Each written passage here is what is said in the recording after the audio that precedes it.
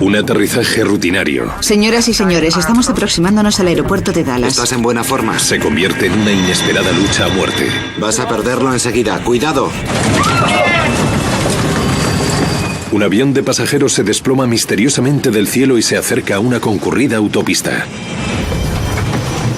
Levántalo. Levántalo ya. Delta, gire. Agárralo fuerte. Se va a estrellar. Una misteriosa fuerza derriba al avión cobrándose 137 vidas. En los restos se encuentra la única pista que puede evitar que vuelva a suceder.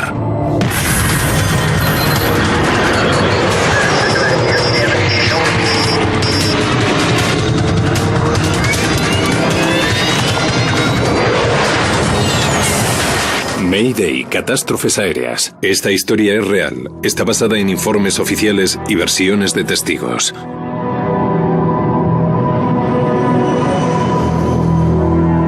Aplastado contra el suelo.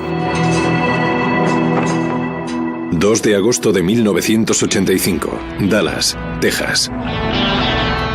Es un día muy caluroso, incluso para Texas. Nos vemos mañana. Las temperaturas alcanzan los 38 grados centígrados. Parece que va a llover. Así se refrescará el ambiente. Hacia el final de la tarde, William Mayberry sale del trabajo para ir a casa. El calor y la humedad están afectando al tráfico del Aeropuerto Internacional de Dallas-Fort Worth, DFW. Con casi el tamaño de Manhattan, el DFW es el aeropuerto más grande del mundo y también uno de los más concurridos.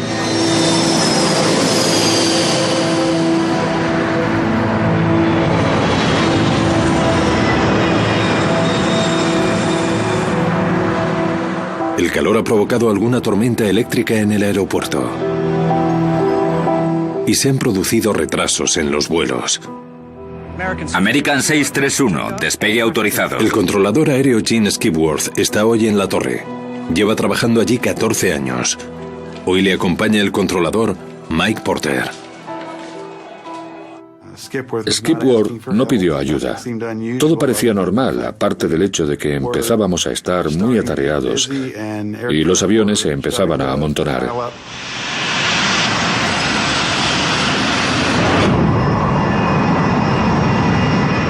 Uno de los muchos aviones que se dirigen a la torre de Skipworth es el vuelo 191 de Delta Airlines.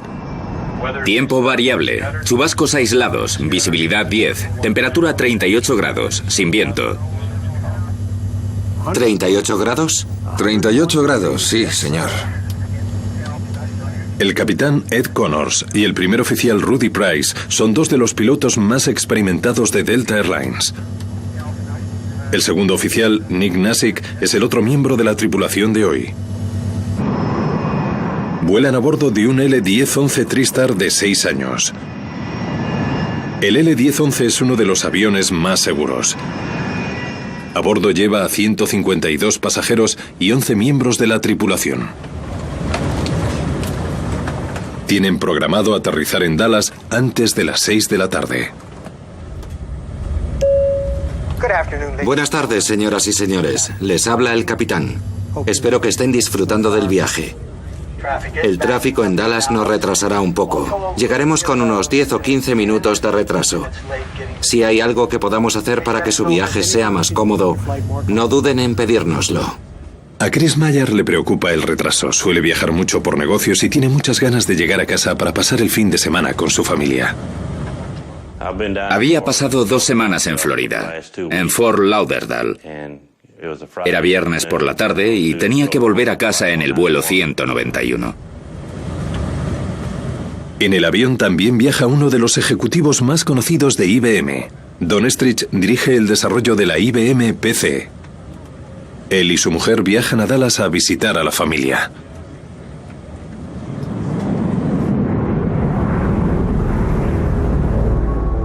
...963 siga recto hacia 260. Durante la ruta de Florida a Texas, el Delta 191 está en comunicación con varios controladores.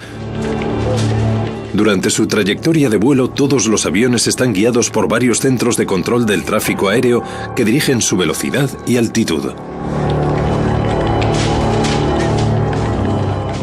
191, descienda y quédese a 10.000. Diríjase a la cordillera Blue radial de inbound 010.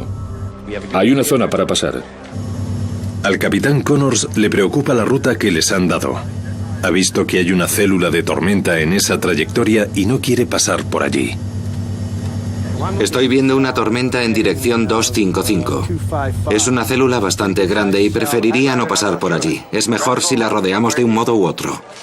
Han pasado unos 60 aviones por esa zona y mide de 15 a 20 kilómetros. No ha habido ningún problema. Ahora veo la célula en dirección 240. En cuanto pueda, les dirigiré a la cordillera Blue. Será por el radial 010. 010, cambio. Seguiremos ahí. El capitán Connors se ha salido con la suya. Tiene permiso para rodear la tormenta. Cuando la haya pasado, se alineará para descender hasta la pista de aterrizaje 17 izquierda. Menos mal que no tenemos que pasar por allí.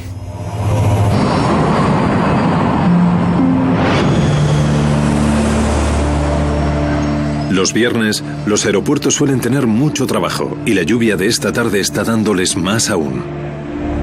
23-9, baje hasta 6-18-96. La prioridad principal del controlador de guardia es mantener una distancia segura entre los aviones que van a aterrizar.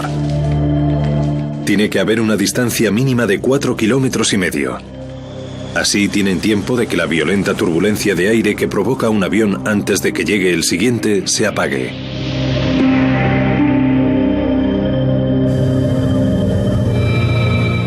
Ahora mismo Connors y Price están acercándose demasiado al avión que tienen delante, un Learjet de negocios. Delta 191, vire a la izquierda 10 grados y reduzca la velocidad a 180. Para separar los dos aviones, el controlador le pide a la tripulación del Delta que reduzca a 180 nudos. Delta 191. Que son 330 kilómetros por hora. Wilco. Flaps a 10 grados, por favor. Estáis escuchando Dallas 105 FM. Es un día lluvioso, amigos, así que cuidado con el coche. De camino a casa por la autopista 114, William Mayberry pasará pronto por el DFW.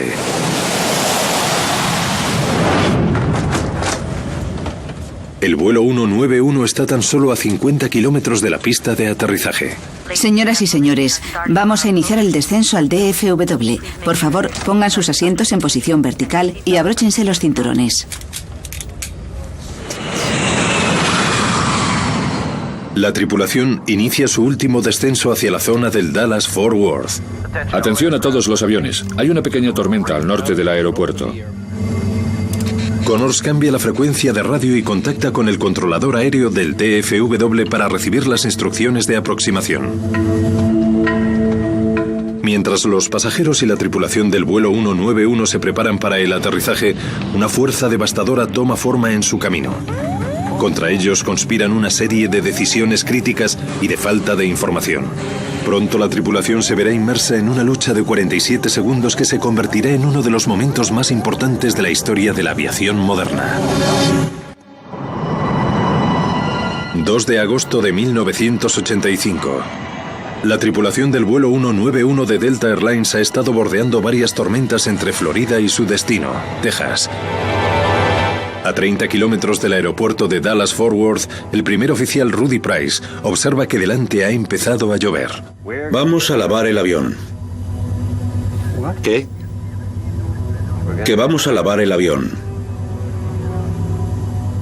Parecía que cuanto más nos acercábamos al DFW, más empeoraba el tiempo. Íbamos a meternos bajo la lluvia en vez de rodearla. Y los pilotos nunca dijeron nada sobre el mal tiempo. El Delta 191 sigue acercándose al Learjet que tiene delante. Price y Connors tienen que reducir aún más la velocidad para separarse del otro avión. Delta 191, reduzca la velocidad a 150. Velocidad a 150. A 9 kilómetros de la pista de aterrizaje 17 izquierda, el Delta 191 es transferido a otro controlador, Gene Skipworth, para que dirija su aproximación y aterrizaje. 090 en 5. Ráfagas hasta 1.5. Torre, Delta 191 bajo la lluvia. Todo bien. Skipworth le dice a la tripulación que les espera un viento de costado de hasta 15 nudos. Viento 090 en 5. Ráfagas hasta 1.5. Gracias, señor. En este aterrizaje, el primer oficial Price llevará los mandos. Los pilotos y copilotos se alternan habitualmente las funciones del vuelo. Mientras el vuelo 191 se acerca a la pista, William Mayberry está justo al norte del aeropuerto. Le ha pillado la misma tormenta que están atravesando Price y Connors.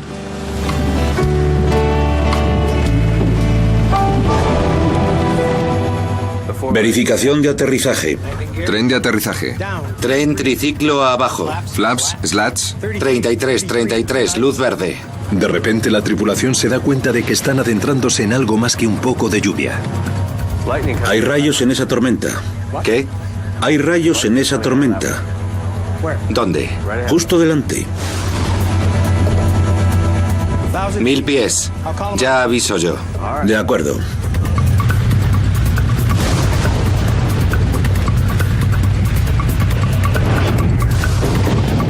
No recibimos ninguna advertencia ni del tiempo ni del resto de pilotos, así que confiamos en que la habían atravesado.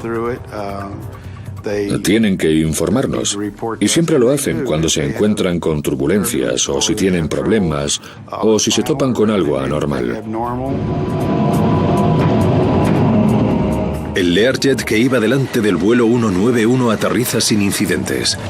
Connors y Price están a menos de un minuto por detrás. La intensidad de la tormenta aumenta sin avisar.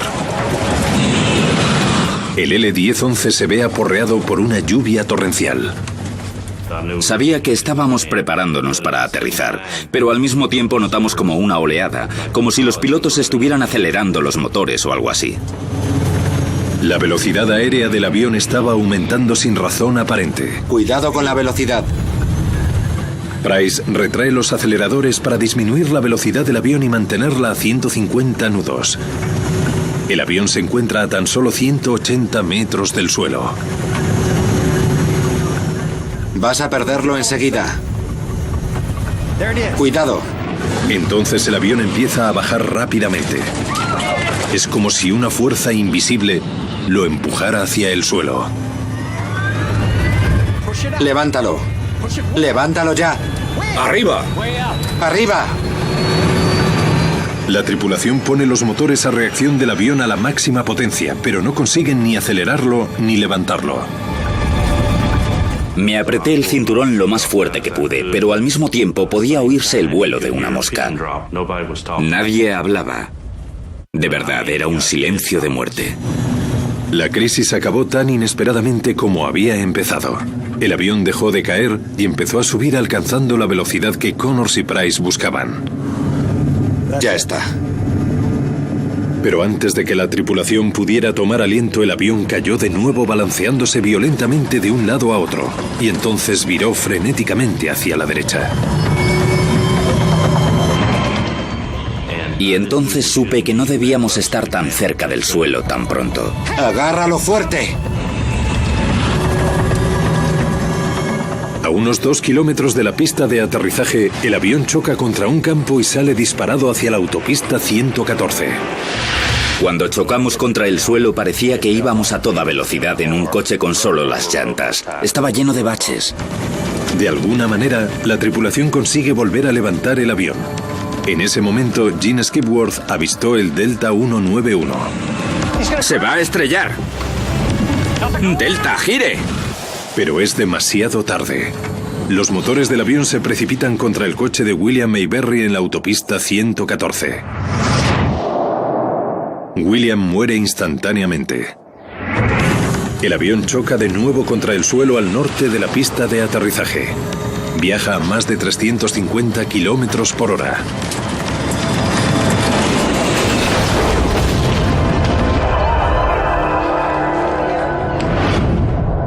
Debí avistarlo en el último milisegundo. Dio un giro y chocó contra el depósito en un instante, y entonces estalló. Pero no fue una bola de fuego, sino un muro de fuego.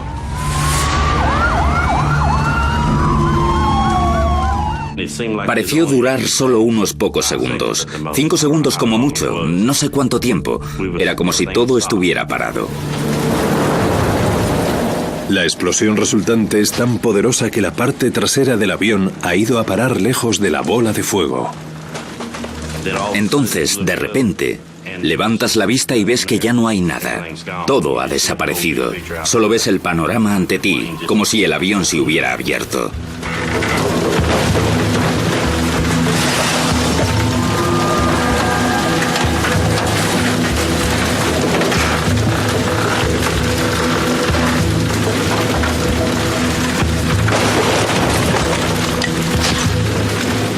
Extraordinariamente, la cola del avión y las últimas 10 filas de asientos están relativamente intactos.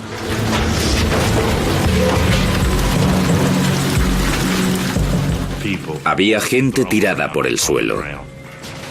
Algunos con ropa, otros no. Algunos estaban quemados. Es algo que no se puede describir si no lo ves.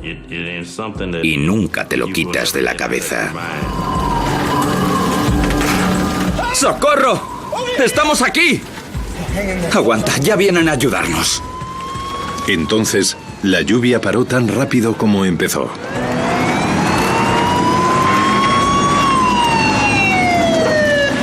Los bomberos llegaron en menos de un minuto al lugar del accidente. Cuando llegué, realmente pensaba que nadie habría sobrevivido a aquel accidente. Estaba todo devastado.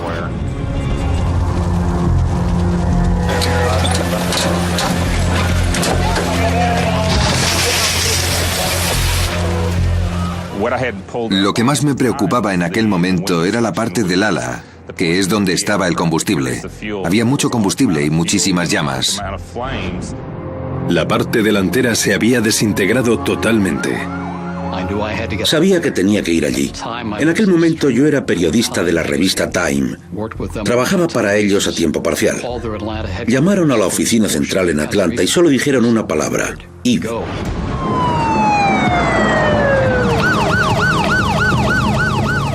Los bomberos solo necesitan unos pocos minutos para controlar el fuego. Entonces, centran su atención en sacar a los supervivientes del avión.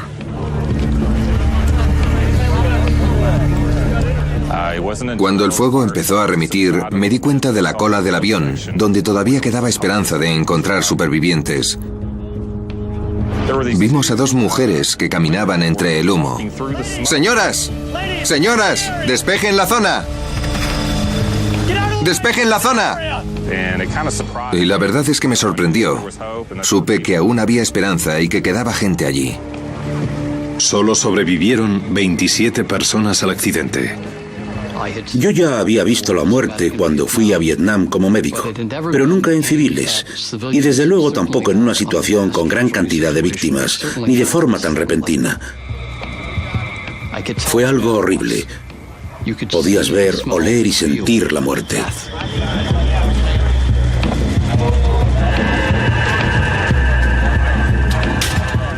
Sentimos que habíamos hecho todo lo posible y estábamos contentos de que hubiera supervivientes.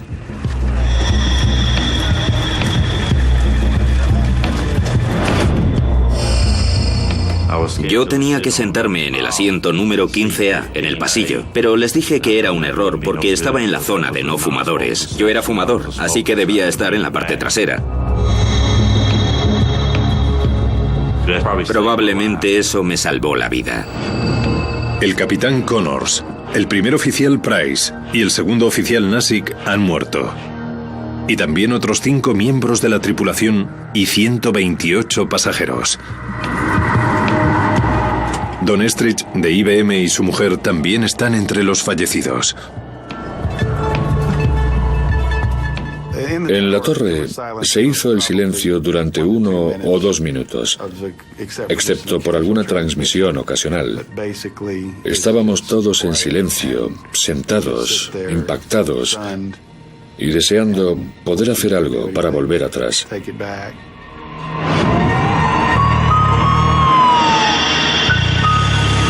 Ha sido un enorme accidente.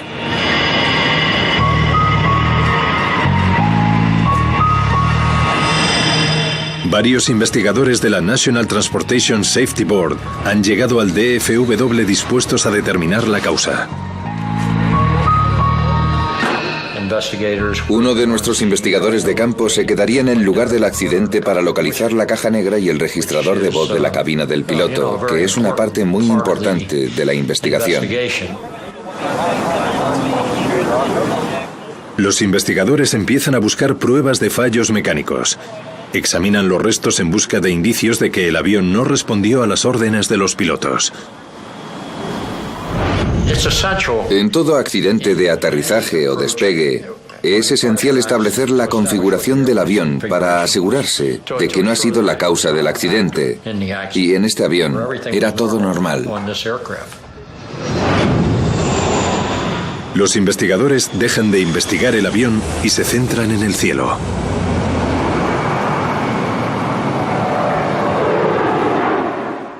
Después de un accidente de aviación comercial, hay multitud de teorías. Aquella tarde prevalecían sobre todo dos. Primero, que un rayo había alcanzado al avión. Y segundo, que se había topado con un mini tornado.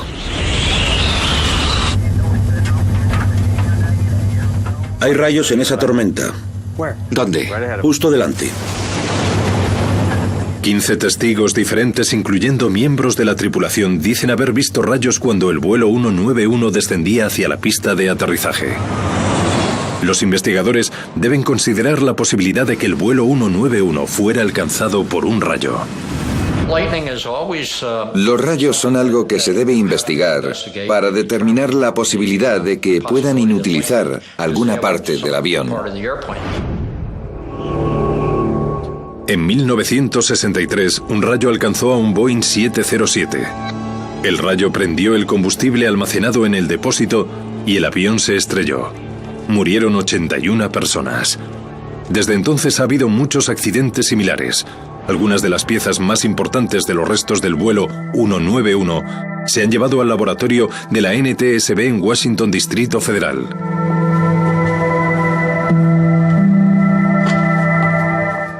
Bud Laynor es el investigador encargado de examinar los restos y la información del registrador de voz de la cabina del piloto. A veces puede ser muy difícil determinar dónde alcanzó el rayo exactamente al avión y por dónde salió. Hay rayos en esa tormenta. ¿Dónde? Justo delante. Si el avión fue alcanzado por un rayo, deberían quedar pruebas.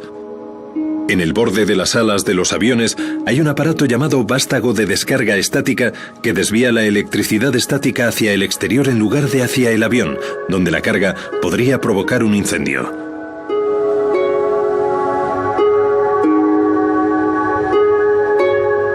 Si el avión fue alcanzado por un rayo, una de las piezas que más dañada estaría sería el vástago de descarga estática. No hay nada.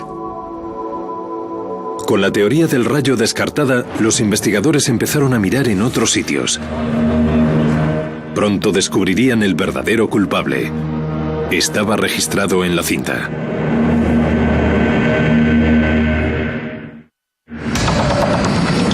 Un Delta Airlines L-1011 se estrella tras entrar en una tormenta cerca de Dallas.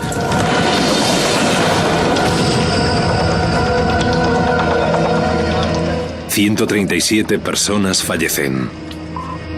Los investigadores han descartado los problemas técnicos y los rayos como causas del accidente.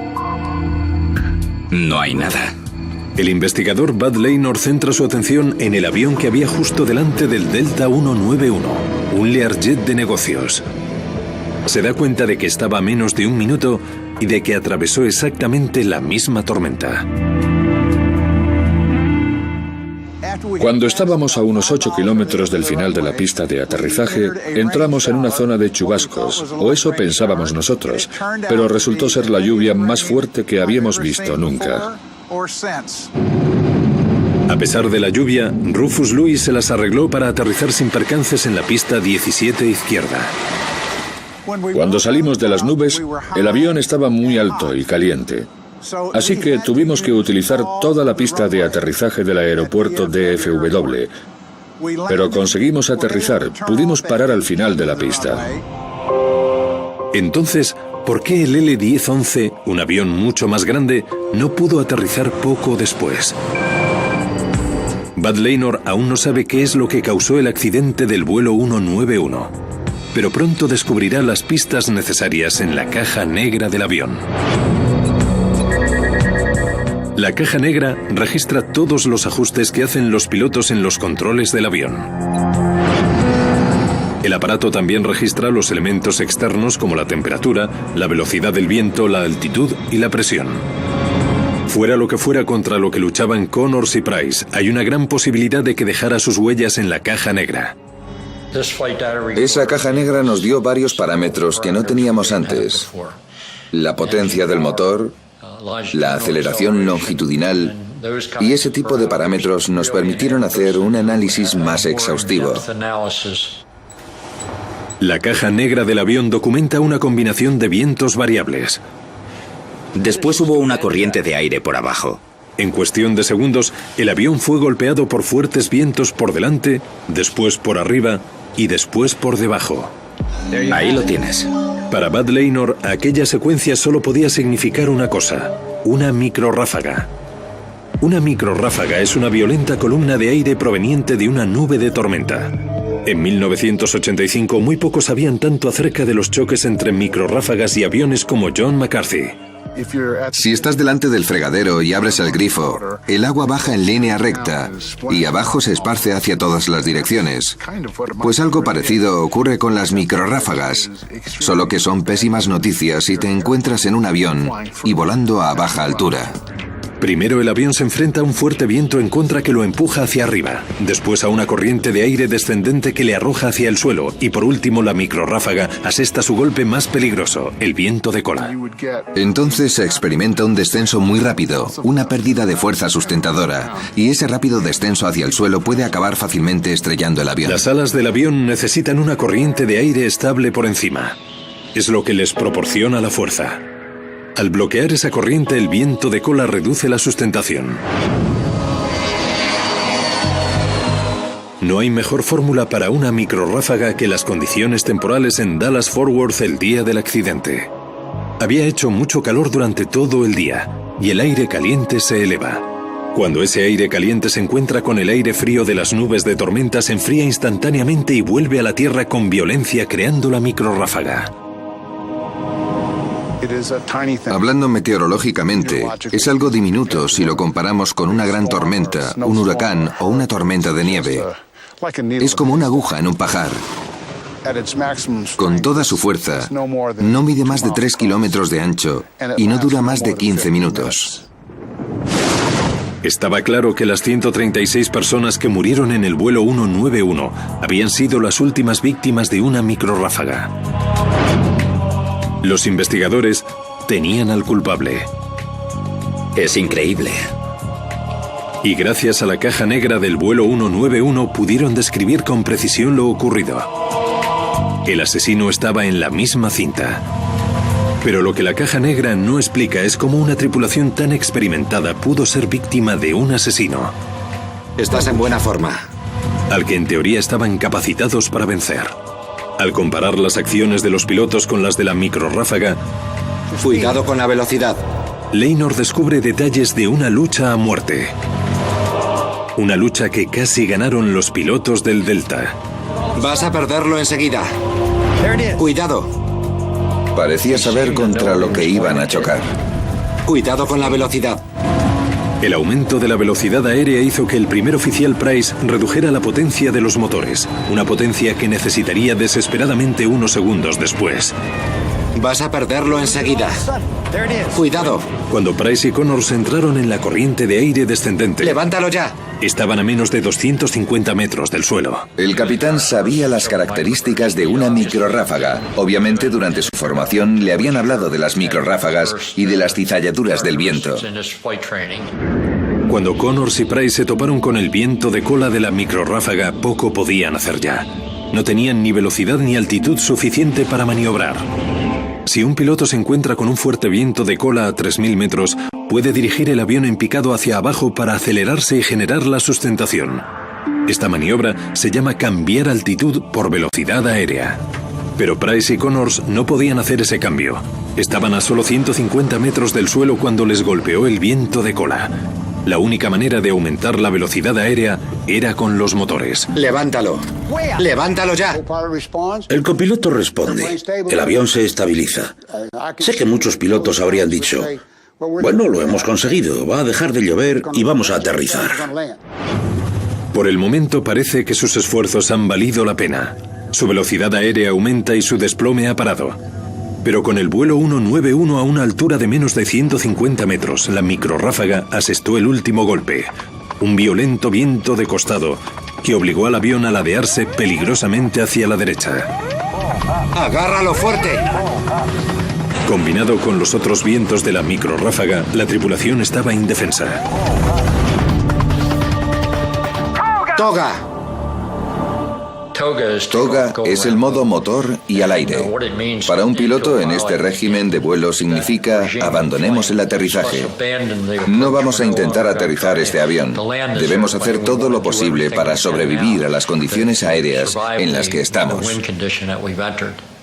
La habilidad y experiencia de los pilotos no eran suficientes ante esta microrráfaga. Era demasiado grande y sus vientos demasiado poderosos e imprevisibles. Los pilotos del Delta 191 hicieron todo lo posible para enfrentarse a la situación, pero no lo consiguieron. A los investigadores les quedaba una cuestión desconcertante. ¿Por qué Connors voló hacia la tormenta en un primer momento? Antes de 1985, los radares a bordo de los aviones se construían para detectar tormentas eléctricas. Delta 191. Que son básicamente grandes zonas de precipitaciones, pero no eran eficaces, no estaban diseñados para detectar microrráfagas, así que aquellos radares eran inútiles a baja altura para examinar el fenómeno de las microrráfagas.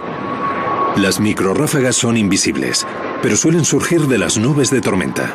Por eso a los pilotos se les enseña que no deben entrar en las tormentas si ven rayos.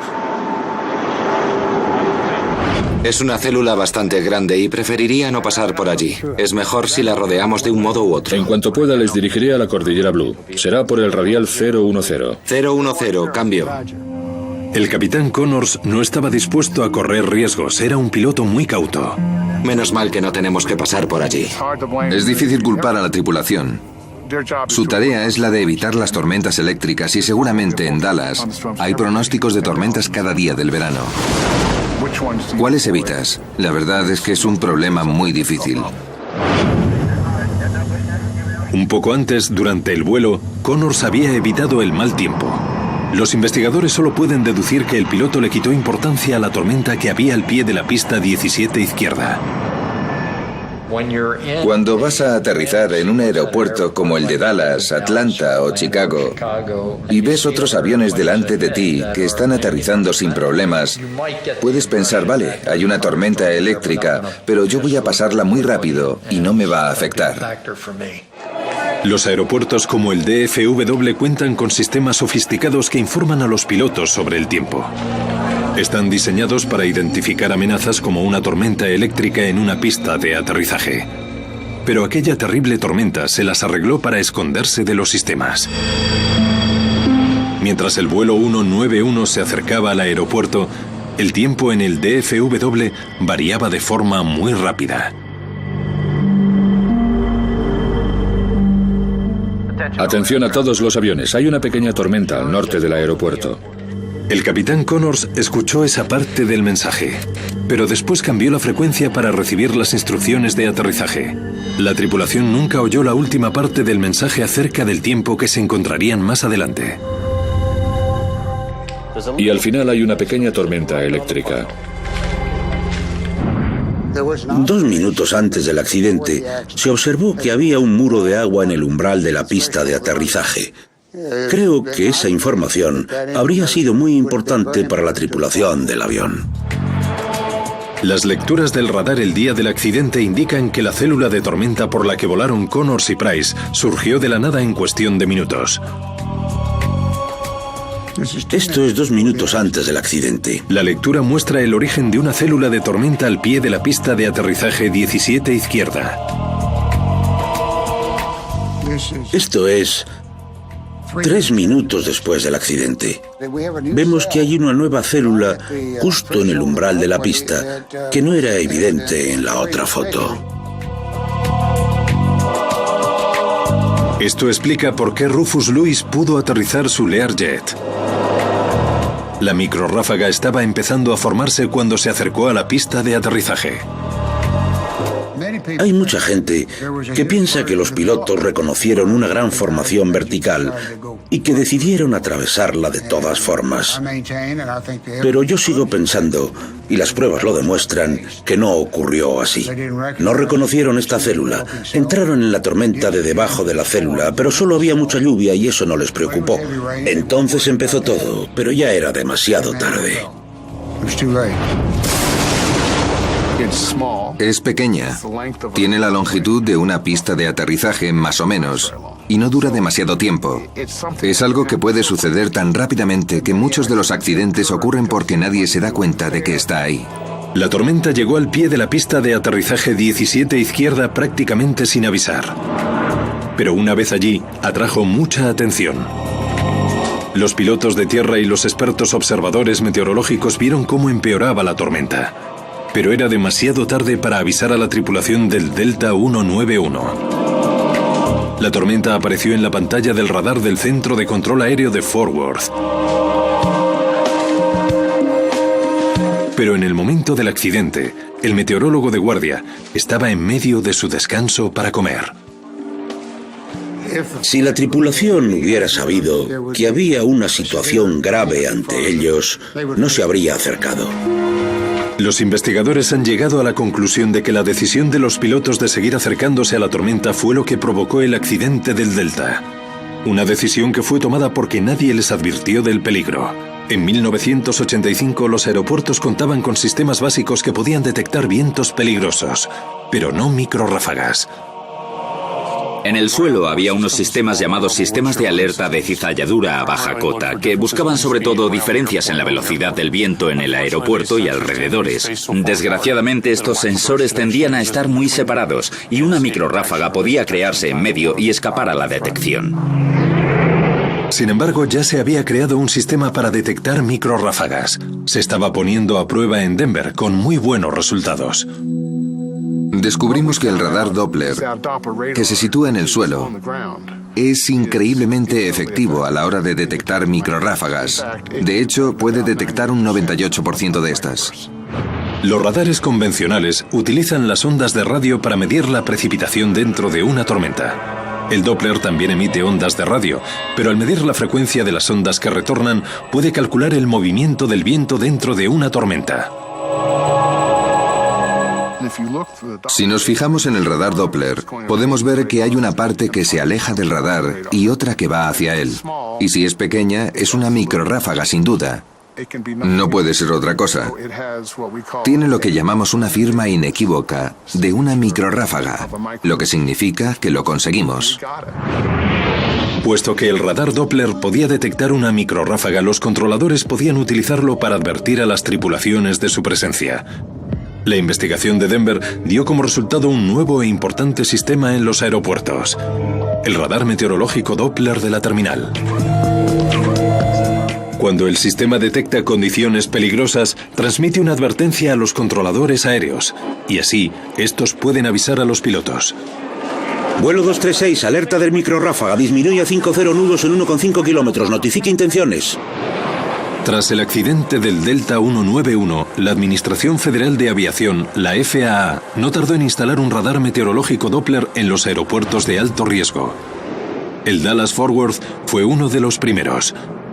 Ahora las cúpulas que contienen el radar especializado son componentes fijos en los aeropuertos más grandes del mundo. Pero en el suelo, el radar no puede avisar a los pilotos lo suficientemente rápido. Teníamos otro problema con los sistemas en tierra, y es que se tardaba en comunicar la amenaza a la tripulación. El sistema debía detectarla desde el suelo, después llegaba a la posición de control de la torre y se le transmitía al piloto por voz. Todo esto suponía un retraso de 10, 15 o 20 segundos que podían ser críticos. Los aviones necesitan detectar las microrráfagas desde el avión. Un equipo de la NASA empezó a desarrollar un sistema de este tipo metiéndose dentro de las microrráfagas más peligrosas que encontraban. Allá vamos, mantenga el rumbo. Llegaron a salvar miles de vidas arriesgando las suyas propias.